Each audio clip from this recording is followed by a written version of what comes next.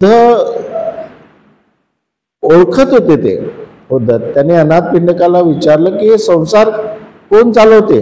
बुद्धाने पहिला प्रश्न विचारला की हे जग कोण चालवते. जगाचा करता करविता कोण आहे.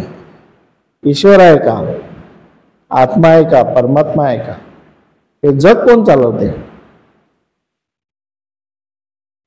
हा पहिला प्रश्न अनाथपिंडकाला बुद्धाने विचारला.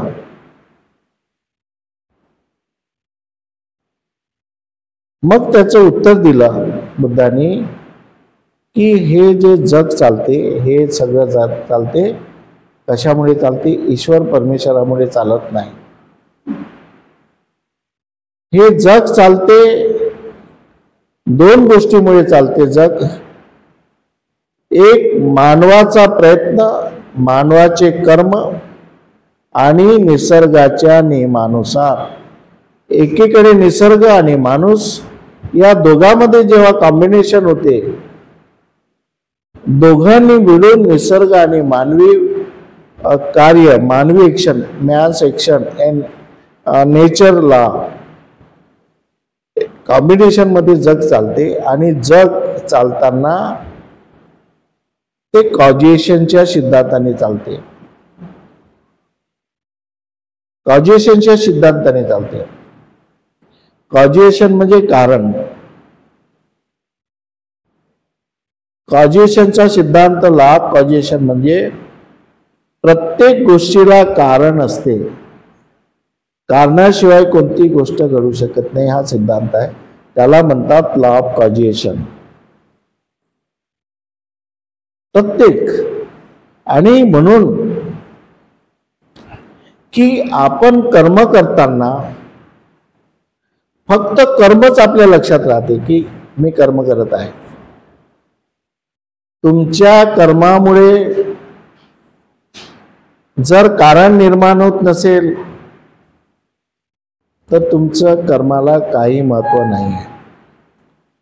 कारण जो परिणाम निघतो, तुमच्या कामाचा मोबदला, तुमच्या कामाचा जो परिणाम निघतो तो कशामुळे. तुमच्या कामामुळे नव्हे, कारणामुळे. तुम्ही जे कारण निर्माण करता. तुम्ही काम करताना जसं तुम्ही स्वयंपाक करायला जाताय का त्याच्या घरी, तुम्ही कामामधून त्यांचा स्वयंपाक पूर्ण करून देता म्हणून ते तुम्हाला महिना देतात. तुमच्या कामामधून तुम्ही झाडू पोछा करून देता म्हणून तुमच्या त्या कारणामुळे तुम्हाला पैसा मिळते. तुम्ही काम करता म्हणून नाही, त्यांना अपेक्षित कारण पूर्ण करता, त्यांना अपेक्षित असं तुम्ही त्यांच्यासाठी कारण निर्माण करता. ते कारण पाहून, तुमच्या कामाचं कारण पाहून ते तुम्हाला पैसे देतात. एक एका खोलीचा झाडू पोछा करायचा, तेवढं कारण तुम्ही पूर्ण केलं तर तुम्हाला कमी पैसा मिळेल. 5 खोल्या असतील, 5 खोल्यांचा झाडू पोछा तुम्ही करून दिला तर त्या कारणावरून तुम्हाला जास्त पैसा मिळेल. तुम्ही फक्त झाडू पोछाच करणं, सोबत तुम्ही भांडे घासले, स्वयंपाक केला तर ते त्याचे कारण निर्माण. कर्म तर तुम्ही करत आहात, परंतु जसे जसे आता तुम्ही झाडू पोछा करण्याचं कारण तिथं निर्माण केलं म्हणून त्यांनी तुम्हाला महिना दिला, पगार दिला. त्यानंतर तुम्ही स्वयंपाक करण्याचं कारण पूर्ण केलं, स्वयंपाक करून दिला, त्याचा पैसा तुम्हाला मिळाला. तुम्ही भांडे घासलं, भांडे घासण्याच्या कारणावरून तुम्हाला पैसा मिळाला. तुम्ही निवड तिथं बसून असले तर तुम्हाला कोणी पैसे देणार नाही. आणि म्हणून आपण जे काम करतो, प्रत्येक मनुष्य काम करतो, काम करत असताना त्यांनी कारण कसं निर्माण होईल, काम कशासाठी करायचं आपल्याला, कारण निर्माण करायसाठी. आपण जे कर्म करतो ते कारण निर्माण. आता मी समजा अभ्यास करत असेल, कशासाठी अभ्यास करतो की मला बोर्डवर शिकवावं लागते, ते कारण आहे. मला शिकवावं लागलं नसतं तर कदाचित मी तेवढा अभ्यास केला नसता किंवा मला वाटलं नसतं की आज शनिवार आहे तर काहीतरी करायला पाहिजे. प्रत्येक गोष्टीच्या मागे हेतू असते, कारण असते, आणि ते कारणामुळे त्याचा परिणाम होत असते, कर्मामुळे परिणाम होत नाही. आणि म्हणून जो पहिला सिद्धांत आहे तो कारणचा सिद्धांत आहे. त्यामध्ये तथागत बुद्ध त्या अनाथ पिंडकाला म्हणतात की हे जग चालते आहे, जग चालते हे कोणा ईश्वर परमेश्वरामुळे चालत नाही किंवा आत्म्यामुळे चालत नाही. हे जग चालते कारण निर्माण होते, हेतू असतो, हेतू संबंधाने कारण आहे म्हणून त्याचा परिणाम निघतो. तर हे सगळे जग चालवण्यासाठी कॉजेशनचा नियम आहे, कॉजेशनचा कारण संबंधी जो सिद्धांत आहे त्यामुळे हे जग चालत असते. आपल्याकडे अंधश्रद्धा खूप आहेत. एखादा भिक्षू आला, तुमच्या विहारामध्ये आला आणि नमो बुद्धाय नमो बुद्धाय नमो बुद्धाय नमो बुद्धाय नमो बुद्धाय म्हणत म्हणत 100 वेळ म्हणायला लागलं तर तुम्ही म्हणायला लागता, पण तुम्ही त्या भिक्षूला विचारत नाही की नमो बुद्धाय 100 वेळ तुम्ही का म्हणत आहे. हे तर हिंदू धर्माची ओम नमो शिवाय ओम नमो शिवाय, तसंच नमो बुद्धाय नमो बुद्धाय नमो बुद्धाय. पण आपला उपासक वर्ग, उपासिका वर्ग हा शोधत नाही त्याचे कारण. हा का असा करत आहे, हा असा का करत आहे. तुम्हाला मानसिक गुलाम आणि कुठंतरी बुद्ध धर्म हा हिंदूचा एक भाग आहे, हिंदू धर्मासारखाच बुद्ध धर्म आहे, हे कुठंतरी डिक्लेअर करायचं आहे. त्याच्या पाठीमागे षडयंत्र आहे. याच्यापूर्वी बुद्धाच्या काळामध्ये षडयंत्र असंच झालं आणि या षडयंत्रामुळे बौद्ध धर्म नष्ट झाला. एकदम हीच वास्तविक परिस्थिती आहे की या षडयंत्रामुळेच बुद्ध धर्म नष्ट झाला. त्यांनी एकीकडे बुद्ध धर्मामध्ये शिरले काही लोक, त्याने आपला अलग पंथ बनवला. त्या अलग पंथाने जे चांगले मॉरल व्हॅल्यूज घेऊन लोकांना थोडं सांगणं आणि बुद्ध धर्मामध्ये पूर्ण अंधश्रद्धा टाकून दिल्या. त्याने आपला एक वेगळा धर्म बनवला, ब्राह्मण धर्म समजा कोणताही, आणि एकीकडे बुद्ध धर्म, या बुद्ध धर्मामध्ये पूर्ण अंधश्रद्धा टाकून दिल्या. लोकांनी विचारच नाही केला की, आणि आपण निघून गेले. आणि त्यांनी आपला वेगळा धर्म तयार केला, त्या धर्मामध्ये त्याने चांगले मॉरल निर्माण केले. आणि हा धर्म कुठं ना कुठं तरी त्याच्या टक्करमध्ये कमी पडला, म्हणून लोकांनी बुद्ध धर्म सोडून इकडे गेले. आणि आता तीच परिस्थिती आहे. आज सगळ्यांचा जो संकल्प आहे, सगळ्या भिक्षूचा संकल्प आहे की बुद्ध धर्म जेवढा चमत्कारी करता येईल तेवढा करण्याचा प्रयत्न करा. सेम हिंदू धर्माप्रमाणे सेम बुद्ध धर्म करायचा, हिंदू आणि बुद्ध धर्म सारखेच आहे म्हणायचं, आणि आम्ही सनातन आहोत. कोणती पॉलिसी? तुम्हाला बुद्ध धर्माला हिंदू धर्माप्रमाणे करायचं, तिथं जसं जप तप आहे, सत्यनारायणची पूजा आहे, कर्मकांड आहे, ते सगळे इकडे टाकून द्यायचं. आणि आपण त्या हिंदू धर्मातून निघून आम्ही सनातन आहोत, आणि सनातनामधून काही चांगले व्हॅल्यूज आपण ठेवायचे, आणि पूर्ण समाजाला तुम्ही हिंदू आहे ना बौद्ध एकच आहे, तुम्ही आपल्यामध्ये कर्मकांडामध्ये मानसिक गुलाम बनून राहतो नाही. बरोबर आहे? अशा प्रकारची परिस्थिती आहे. पण लक्षात ठेवलं पाहिजे की जग हे चालवणारा व्यक्ती आहे. व्यक्ती हा कारण निर्माण करते, किंवा जग चालवणारा निसर्ग आहे. निसर्ग म्हणजे प्रकृती, ही प्रकृती कारण निर्माण करते.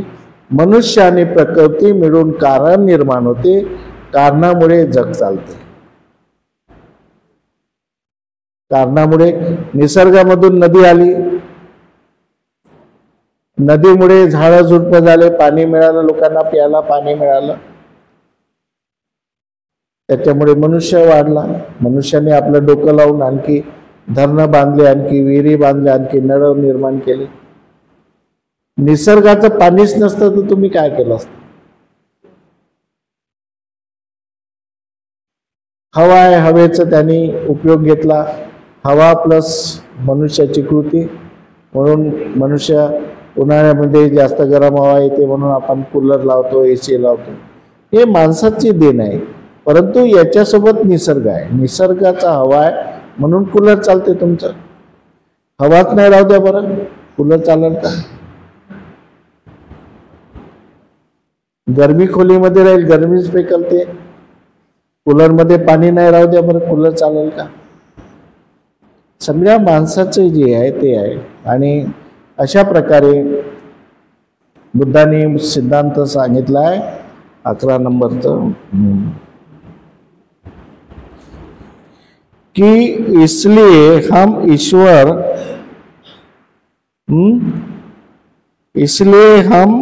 ईश्वर उनसे प्रार्थना करने संबंधी, ईश्वर आणि ईश्वरासारख्या प्रार्थना. आता आपल्याकडे ईश्वर नाही आहे, आपल्याकडे बुद्ध आहे. आता तिकडे ईश्वराच्या प्रार्थना सुरू होतात, आपल्या बुद्धाच्या प्रार्थना सुरू होतात.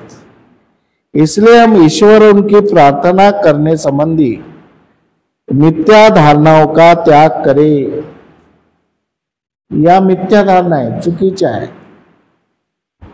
मिथ्या धारणा का त्याग करे. जसं नमो बुद्धाय, नमो ओम नमो शिवाय, ओम नमो शिवाय, नमो बुद्धाय, नमो बुद्धाय, नमो बुद्धाय, असं जे जप चाललाय, हा जप तुम्हाला कुठे ना कुठेतरी हिंदू धर्माकडे. आणि म्हणून या ज्या गोष्टीचा आहे आपण त्याग केला पाहिजे. हम व्यक्त की सूक्ष्म कल्पना ओ उडानों में न उलझे. ज्या काल्पनिक कल्पना आहे, निवड कल्पना आहेत, वास्तविकता काहीच नाही त्याच्यामध्ये, कोणत्याच प्रकारची वास्तविकता नाही आहे. त्या वास्तविकता कल्पनामध्ये आपण गुरफळून जाऊ नये. उसमें न उलझे. हमें आत्मा और आत्मार्था से मुक्त हो. आम्हाला आत्मा नाही पाहिजे ना आत्मार्थाच्या, आत्म्यासंबंधी कोणतीच गोष्ट स्वीकारायची नाही, आत्म्यासारखी. क्योंकि त्याचं कारण हे का आपल्याला स्वीकारायचं नाही, त्याचं कारण सांगितलं बुद्धाने सांगितलं कारण. क्योंकि सभी चीजें सहेतुक है. कारण सगळ्या वस्तू ज्या आहे या जेवढ्या वस्तू जगामध्ये त्या हेतूमधून निर्माण होत असतात, कल्पनामधून निर्माण होत नाही, काल्पनिक गोष्टीमुळे निर्माण होत नाही. आणि म्हणून आपण कुशल कर्म करे, चांगलं कर्म करा, चांगले कारण निर्माण करा, ताकी परिणाम अच्छा हो.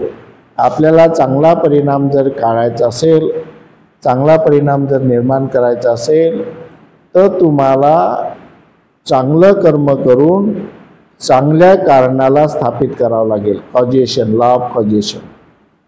चांगली कारणं निर्माण करावं लागेल, तेव्हाच त्या चांगल्या कारणावरून त्याचे चांगले परिणाम निघतील.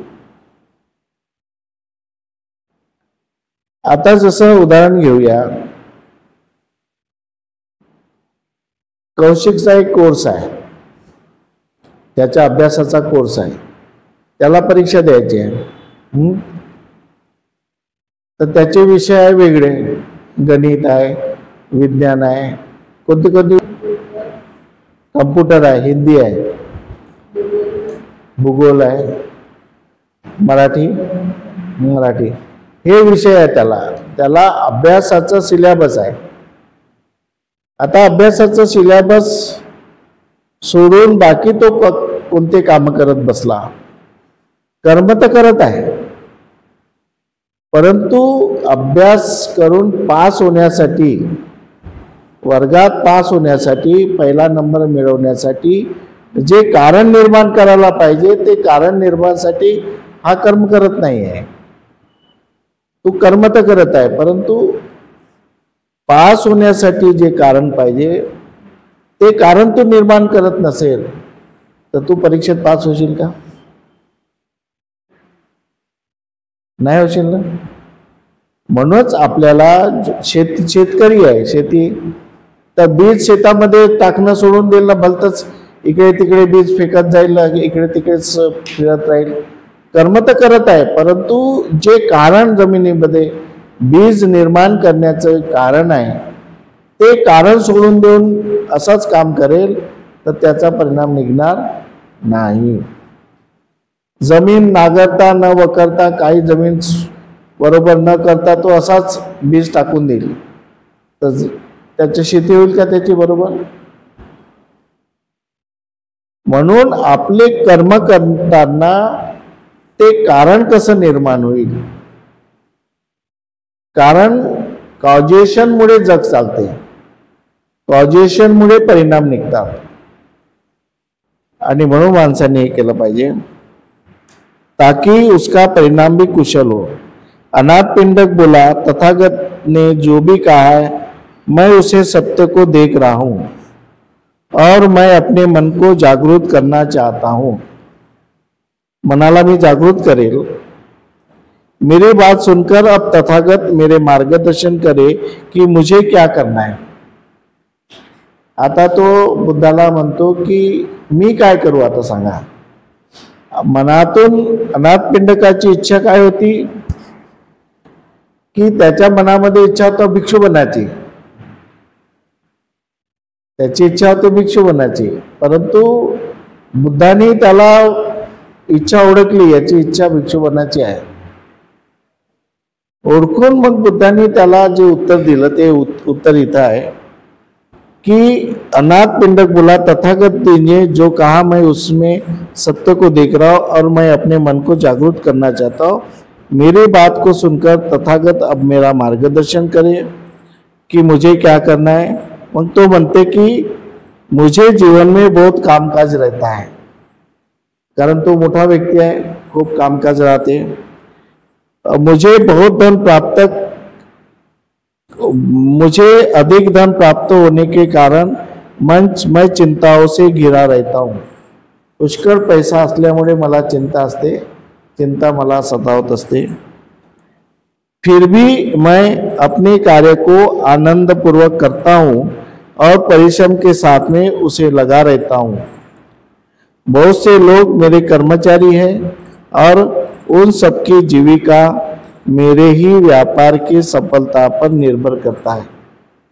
हे या ठिकाणी अत्यंत महत्वाचं वाक्य आहे की बहुत से लोग मेरे कर्मचारी हैं, बहुत से लोग मेरे कर्मचारी हैं और उन सबकी जीविका, त्या सर्वांचं जीवन, सबकी जीविका मेरे ही व्यापार की सफलता पर निर्भर आहे.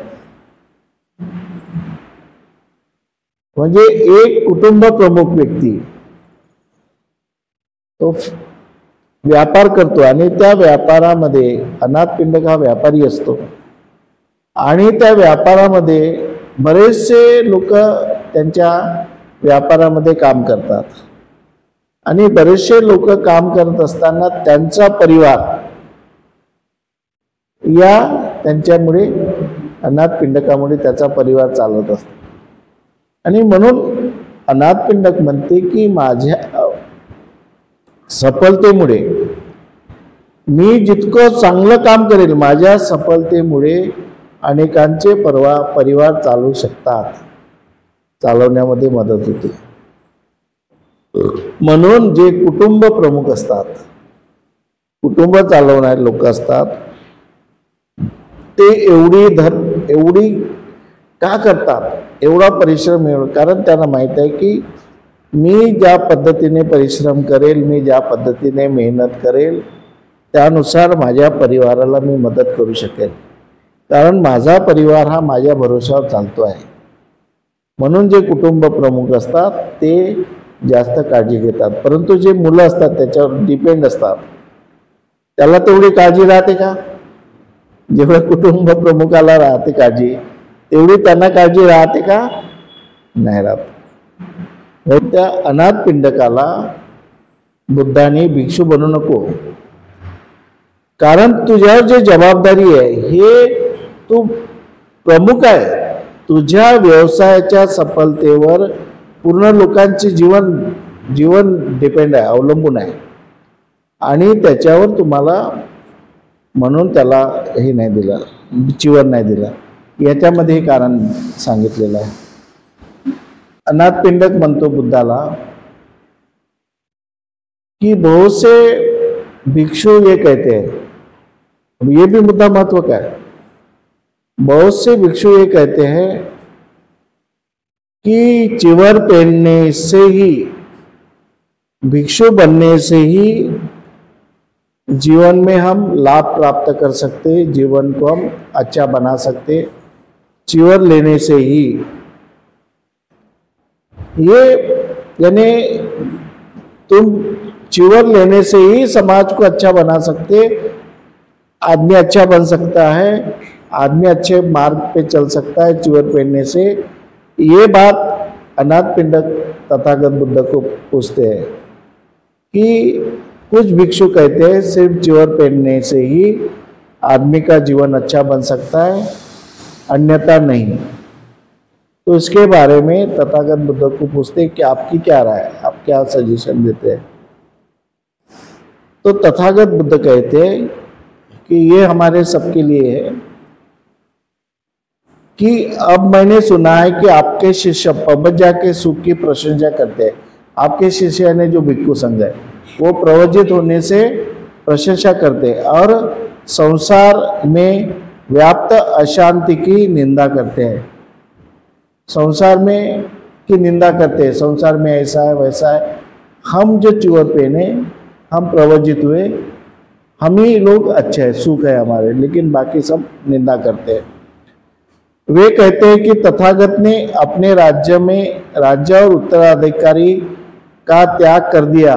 सिद्धार्थ ने अपने राज्य का जो उत्तराधिकारी थे उसका त्याग कर दिया और सद्धम्म के पद पे खोज निकले. इसी प्रकार उन्होंने संसार के सामने ऐसा उदाहरण प्रस्तुत किया कि किसी प्रकार निब्बान को प्राप्त किया जाए. मेरा मन लालायित है कि मैं वही करूं जो अच्छा है, जो और अपने साथियों का भला कर सकूं. तब मैं जानना चाहता हूं क्या मैं अपनी संपत्ति, घर और अपने व्यवसाय को त्याग दूं और आपकी तरह धार्मिक जीवन का सुख प्राप्त करने के लिए बेघर हो जाऊं. अनाथपिंडक विचारतात याला, सिद्धार्थाला, की तुम्ही जसं सगळं राहतपाट सोडून तुम्ही प्रवज्जित झाले, तुमचा भिक्खू संघ हा प्रवज्जित झाला आणि सुख प्राप्त करत आहे, आणि ते म्हणतात की संसारामध्ये अशांती आहे, संसारामध्ये दुःख आहे, जे चिवर घेतात त्यांनी गृहत्याग करून जे राहतात म्हणून त्यांच्या जीवनामध्ये सुख प्राप्त होते, अशा प्रकारचं ते हे म्हणतात. तर तो बुद्धाला विचारतो की मी पण तसा करू का, माझी भी इच्छा आहे तशीच की सगळं सोडून त्याग करून मी भी प्रवज्जित होतो. अशा प्रकारची अनाथपिंडकाची इच्छा असते. तर त्यावेळेस तथागत उत्तर देतात. तथागत बुद्धाचं उत्तर खूप सुंदर आहे कि धार्मिक जीवन का सुख हर व्यक्ती प्राप्त कर सकता है. पहा, हे आपल्या सर्वांसाठी आहे.